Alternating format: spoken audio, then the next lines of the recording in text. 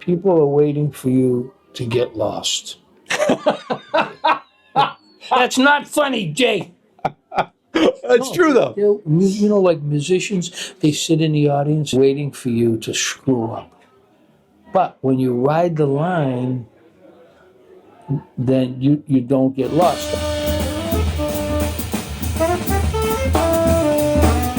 That's George Garzone, the legendary saxophonist and Berklee School of Music professor for the past 50 years. I caught up with George in Copenhagen, Denmark at Christiania Jazz Club and Jazz Cup, where at nearly 75, he's playing with a gorgeous sound, blazing technique, and a masterful melodic sophistication.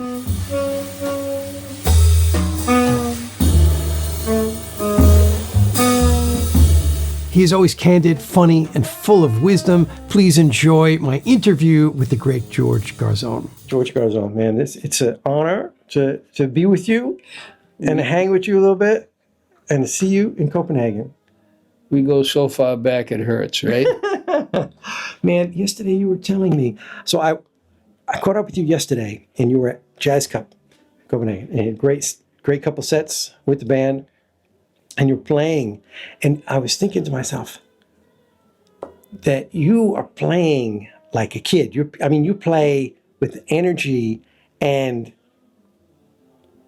just like you were in your 20s.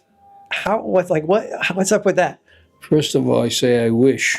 That's what I say. I mean, if you really want to know the truth behind it, you know, I know a lot of people know this. I studied with Zen masters since I was 28.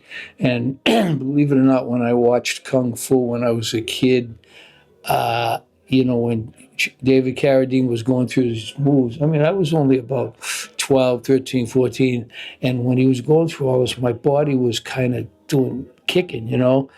And then later on, come to find, next to Berklee, there was a Zen master who had a sign out. And for a few years, this place was calling me, like kind of vibing me.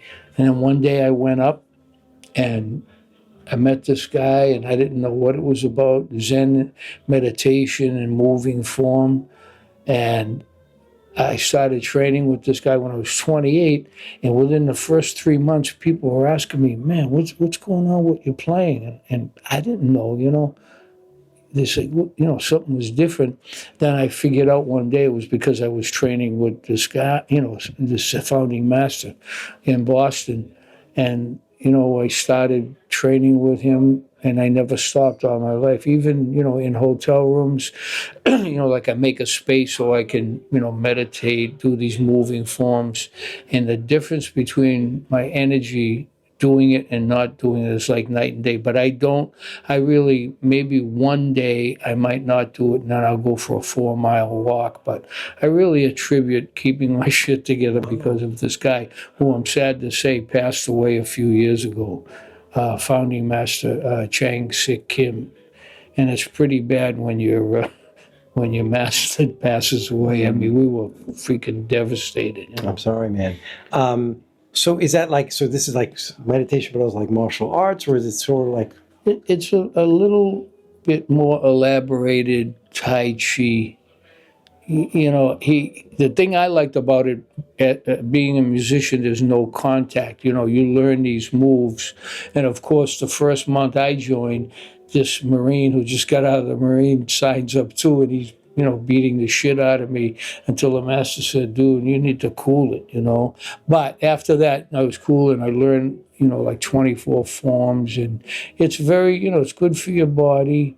And between that, I used to run, but not, as you get older, it's not good. So, you know, I'm keeping my shit together by doing this because it really expands your mind, you know. And you've noticed that it has a significant influence on how you play then? 100%. And the weird thing is, Jay, excuse me, as I get older, I think I'm starting to see more of the future of what this is about. But I remember listening to Sonny Rollins, Joe Henderson, you know, all the cats that when they hit 70, they were like, that's when the shit starts to happen. So for me, it was like, okay, dude, keep yourself together. Don't get stupid hanging out. I really don't. I mean, I like to hang, but you gotta hang. Yeah. But I don't like, people don't have to carry me out of the place every night. Right. No, but you were hanging the other day, like yesterday. You were hanging. I mean, I was like, man, George is like hanging, and Well, we were you were jazz. We were jazz club. It was the afternoon. Jazz cup. Okay, yeah. Well, I mean, I just like sip some vino or have a Grand Marnier. But for me, because of certain family situations, I grew up in a household where drinking was pretty predominant. So I learned a lot about keeping an eye on that because I tell everybody out here, anything that your family has been through is hereditary. So I learned that a while into it. And I was never really, I mean, I lived in Vegas for 10 years. That place would take you out. But my son and I learned how to control ourselves.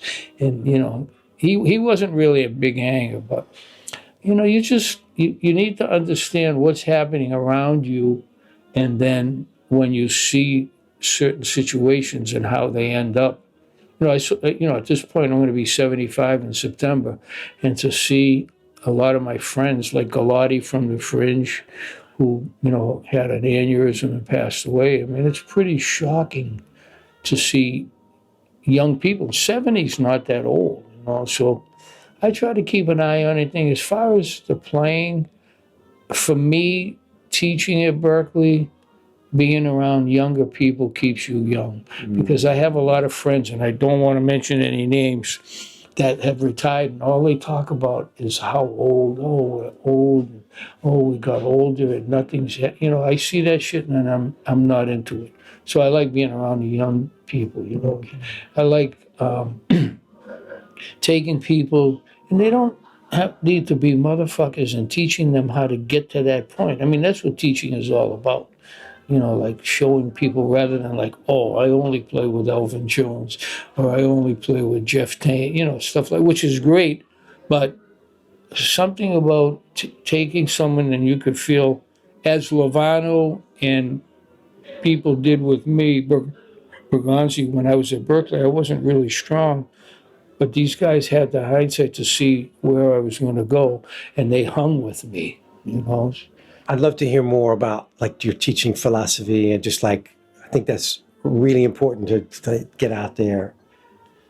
Well, I'm not bragging about it, but half the people you hear on the scene today, I taught. No, but that's the truth. I mean, I'm not, No, again, but that's the truth. And you can name drop like you'd forgot more names. It reminds me of this when I see, Seamus, I see Donnie, I see Melissa. Melissa and I are playing with my boss, Walter Smith, at Smoke in December. And, to be in between the two kids that studied with me and went on to develop their own sound. And now with Lovano, with this tenor legacy with Bergonzi. And, just to see these kids, what I did was I tried to teach them, look, here's what you should do. Now you go and figure it out. I don't say like, oh, you need to do this and this, but we all studied, like Joe and I, Lovano and Bergonzi, we studied with Joe Viola.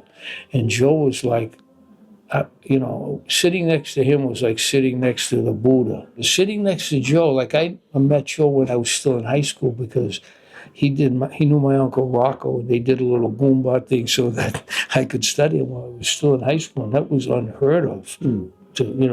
So he said, oh yeah, bring the kid in, he sounds good, but I really wasn't good. And he toughed it out with me, then he got me into Berklee, but I hung with him, and he had a way of teaching you without teaching. He showed you the basics, but there was something like when I would sit next to this guy, I could feel his energy. And I was young, and I hadn't got into meditation and the whole thing yet. But sitting next to him, there was something that was emanating from him. And I think I got a lot of that from him.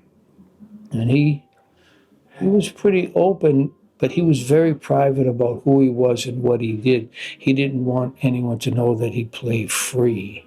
You know, I mean, if you've seen any of his books from school, chord skills, chord studies, then the contemporary one where he writes a line and he says, okay, now you embellish that line, or the creative studies, you know. And, you know, he was really responsible for like teaching me without saying too much. He yelled at me a lot because I was thick, you know. Sometimes, and I know everybody knows this, I'd be playing something and he'd go, oh, Georgie, what the hell are you playing? I think back now as I go, it must be causing this guy physical pain, you know, hurting his ears. But my goal in life is to help teach the student to teach themselves. Because the problem here is, I mean, anywhere, is that the students become too dependent on the teachers, which is, you know, it's like a yin yang thing. Like, you know, you want to be close to them. I don't want to feel like the teacher. Then if you get too close, you're like the father, you know? So it's like a balance. You know, you want them to trust you, but you also you want them to know that they're learning things. You know, and now today you can't really be as harsh as they were with me. Right. Like Charlie Mariano suggesting that I should think about another trade because shit wasn't happening, and he was right. You know, Well, he wasn't right he was right back then. back then, but yeah, I can't imagine. After hearing you last night or yesterday afternoon, that was amazing. Sounded great. Sounded incredible. Well, I mean, again, you know, I don't question anything, but I do know in the last year, you know, something's happening. You know, you can't put your finger on it because that's what Zenism is about. It's like you go after it and you follow it, and then you start to catch up to it, and then it runs away from you, and you catch up to it, and then it runs away. But I think I mean, this is not to be macho or bad, but I think I'm figuring out what I don't want to do. You mean musically? And I'm not knocking anything or anybody, but I'm trying to figure out what's good for me. And I learned that from Lovano because we play with this tenor legacy band, and you know, I've known them since we were 18. And man, you know, even with the Nonette, you know, when we did that, but now being like two people away from him, trading choruses, like afternoon after afternoon, like I really see how he operates and what he does in terms of being one of the top cats, you know. And it's, again, just how he maneuvers, how he does things, how he handles the band. He doesn't say anything, but he just looks, and these cats know. No, but that was all those things were kind of going through my head while I was watching you yesterday. I was listening to you playing, and it was just, there was so much. I mean, there's so much melody happening. Like I'm thinking, so for me, I'm thinking, at least what I'm hearing, is like, man, it's just like melody is like so. Besides like the energy and the drive and the rhythm and all that, but there was just like these just melodies happening and just really creative. And is that like an important part of it for you? That's something that a lot of people aren't doing these days. You know, the trend right now with the younger cats, and I bust all these people's chops because I see them on Facebook, I hear them, and you know, they're not, you know, technically they're really strong and they play all this stuff, but they're not being melodic. And I tell them at school, you know, you got to be melodic. Yeah, but that's old school. But that's the difference between the way you sound and the way I sound. They use this term old school. And then when I hear them play, I realize what they're talking about because it's a lot of gymnastics. Not negative, but it's just too much up and down, you know? And Yeah, but you were having the technique and you were playing some gritty, you know, flashy things, but the melody was always there. It was always like melody first, and then like all the fancy stuff, you know. well, it's like a you know, a go-to and come from. you can do all the shit. And I know I overplay because I think I'm trying to use space and this and that, and then someone sends me a clip of the Fringe recording. I'm like, damn, too many notes. But it's the nature of what we do. But the one thing I remember Miles told Train when he was like, Miles, I don't know what to do. I can't stop playing. And, I start and it's just, I get taken away. And he's like, rah, rah, rah, rah. And Miles was like, take the horn out of your mouth. So that's what I do now. I literally take it away. But not to put in a plug, but I've got to say, and, too, Jody, I've been with Jody since 2000. And I helped him to progress in making mouthpieces and making bigger mouthpieces, which he fought me on at the beginning. And I said, Joe, the way you make the mouthpiece, you can make a bigger piece and the people will still be able to play it because the way he angles it, it's not open. It's, the way he channels it, it's playable. I mean, Clearly.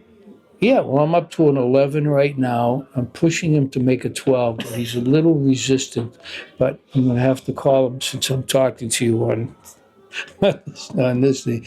And he's cool. He's totally cool because when he came to the Michael Brecker tribute we did last year.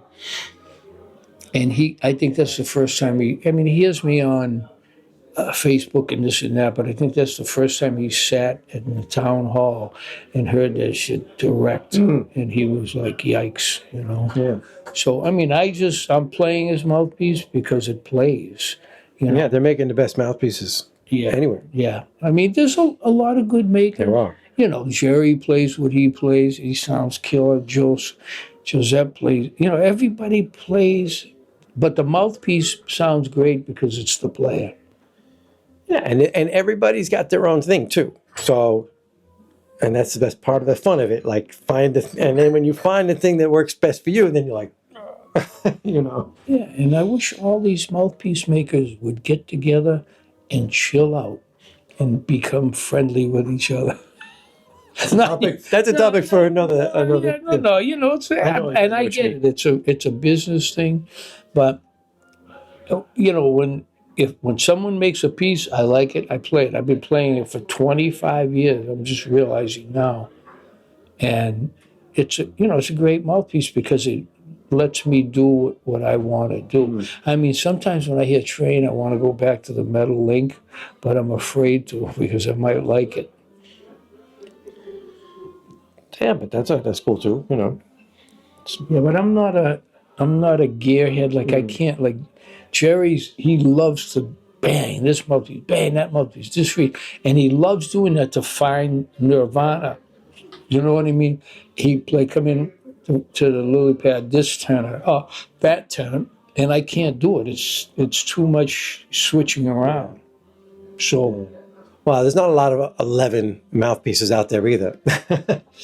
well, doesn't Joe play a Francois Louis 13 or something? Well, I'm sure there are, but you're not going to find that on the shelf at the store. You know what I mean? See, all right, so here's the other thing, because you're going to post this on the thing. The thing about Jody's mouthpieces, and I continue to tell him and the rest of the planet, and my wife and I were supposed to do what we're doing now, is that these bigger mouthpieces that he's making play as easy as number 8.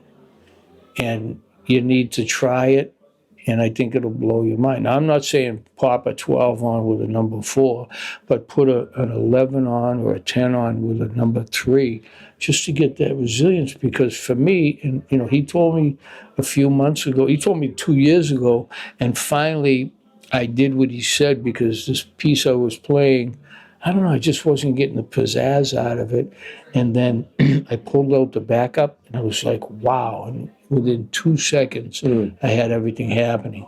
So he sent me like 2 or 3 more backups. And the thing about rubber pieces, like Jay, is like if you play a big piece, that reed is vibrating at warp speed, so you wear it down quicker. So, it's good because now I know how to keep an eye on it. But right now, this baby's it's smoking. you know, and everybody comments about the sound, and I'm proud of it because people, I think they gravitate more to your sound than they do to the things you're playing. Can I tell a quick story about sound? Go. Last year I was at Jazz Cup where we were yesterday, and I was with Joel Fram and did a great interview with him. You know Joel, I mean, he's a great player. Great guy. And we're there, and you know, there's always music on. And there was just some music on, somebody playing tenor. It sounded really good. Joel's like, oh man, who's that playing? What's that? Who's that? He's trying, and he's like somebody who's like, expects to know, but be able to recognize every tenor player. He gets it, right? Right? He expects to know every tenor player. He's like, I don't know who that is. Who's that? It was you. It was you. And he was like, I don't know. I didn't even mad at himself because he didn't know. But it's beautiful. And that's, and that's coming, in the background, like that. You can hear it from, Yeah. Well, Soren from the Jazz Cup, he did about 4 of my records. One with Frank Tiberi, who I just talked to today, and like I did one with Steve Kuhn and Paul Motion, and just like he was into it. So I think we did at least 4 releases, and he said, "Where do you want to do it?" And I would take him to Systems 2 in Brooklyn. I don't know if you remember Joe, the Italian guy. Oh my God, he passed away. Joe and Nancy. And they had the best sound, other than going to the power station, which was tremendous. I don't know how I met him in Brooklyn, but this guy, he just had my sound like in 10 seconds. And, you talk about being Italian. I walk in and I see this guy who looks like Tony Soprano. And I go, "Hey, how you doing?" He goes, "No, how you doing?" And that was the beginning. And he used to bust my chops about, "Did you bring the meatballs today? Come on, guys, Yeah. Joe, real Italian. But he and his wife, they sold it. I think now his brother, runs the station. But this guy heard my sound for about 10 seconds and nailed it. He was so good that we actually did the triadic DVD in there. Okay. And so, a lot of, like everyone, they cue in on what you're playing, but not a lot of people know what you're playing. I'm talking about even inside shit. But the one thing I do know is they cue in on your sound, Sometimes people go, like, "I don't know what the hell you're playing, but it sounds beautiful," And so it's something that, I came from an all saxophone family, and I grew up with this sound. The first time I met Lovano, I was like, "Wow, Joe, oh yeah, I studied with my father, and I studied with Malco Rocco, and we had this thing about sound, the first time that it really blew my mind is when I started teaching Berklee, and these kids were coming in like with these sounds that were frightening, and I really doubted if I was going to be able to teach in '75 because I never heard the horn like that. So I was like, "Look, I need to do this. I just got married, bought a house, and having kids, so I had to figure out why do they sound like this." And a lot of it had to do with the fact that, in the positive sense, that people across the Midwest or, maybe studied with classical teachers that had a little jazz and they were using a classical embouchure. It was full. So I would watch them and they got them to pull that bottom lip out and rest. This is saxophone peeps, rest the horn on the top teeth instead of the bottom. And then when they go to blow, just bring the lip up.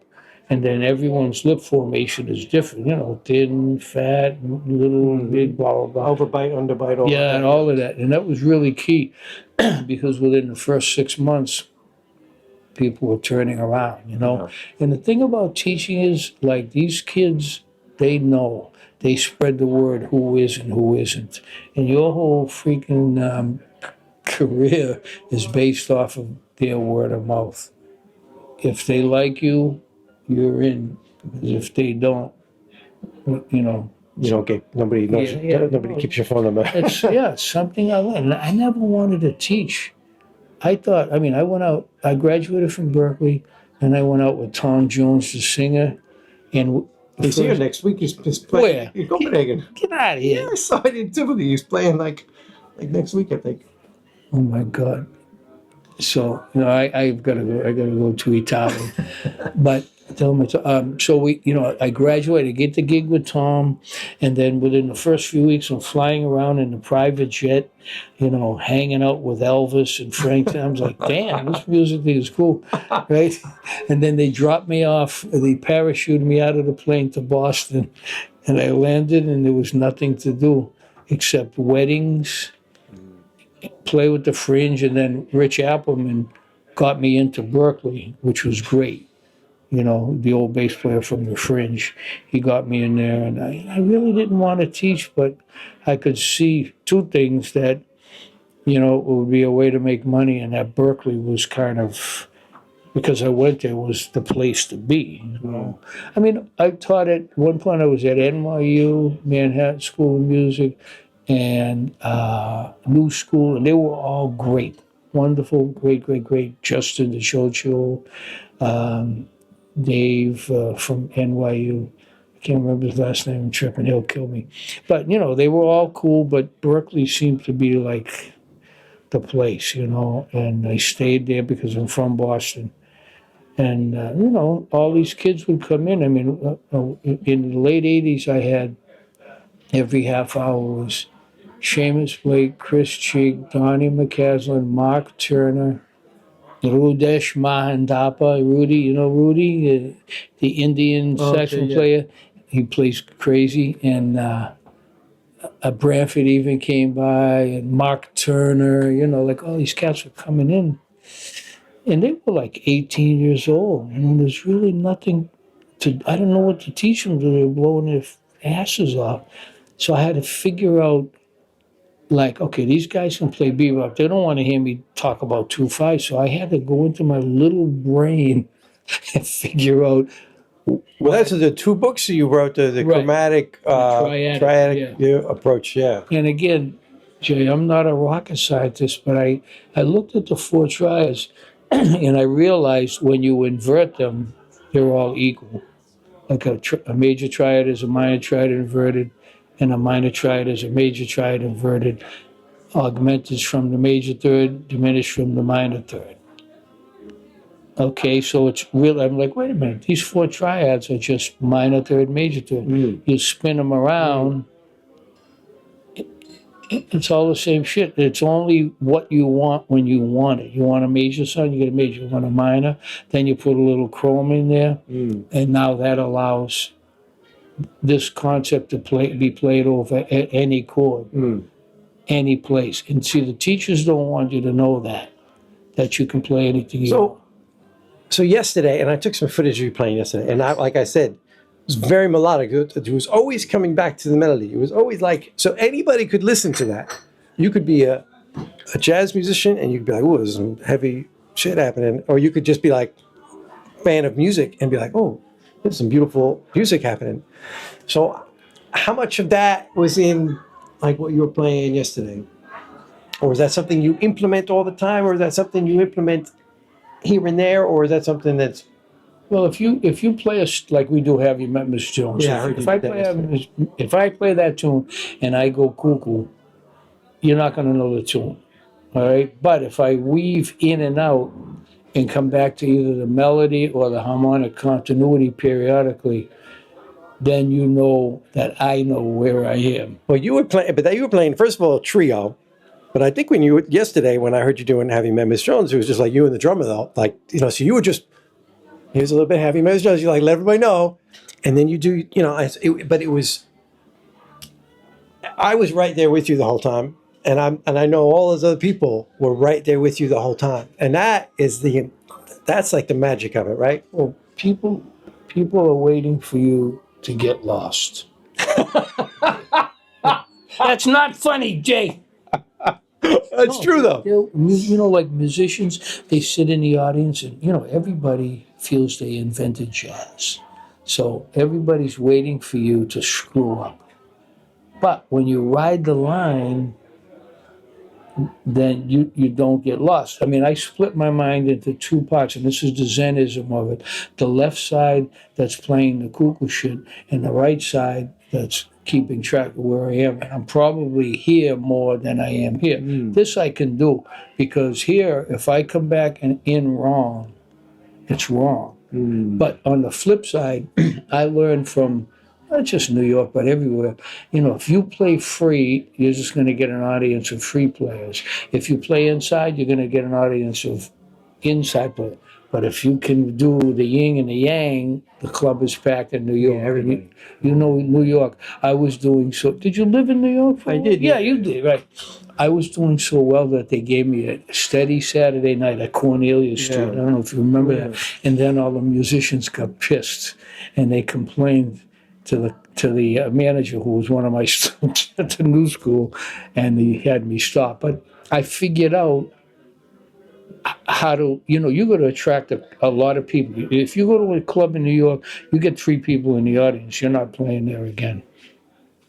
I don't care who it is.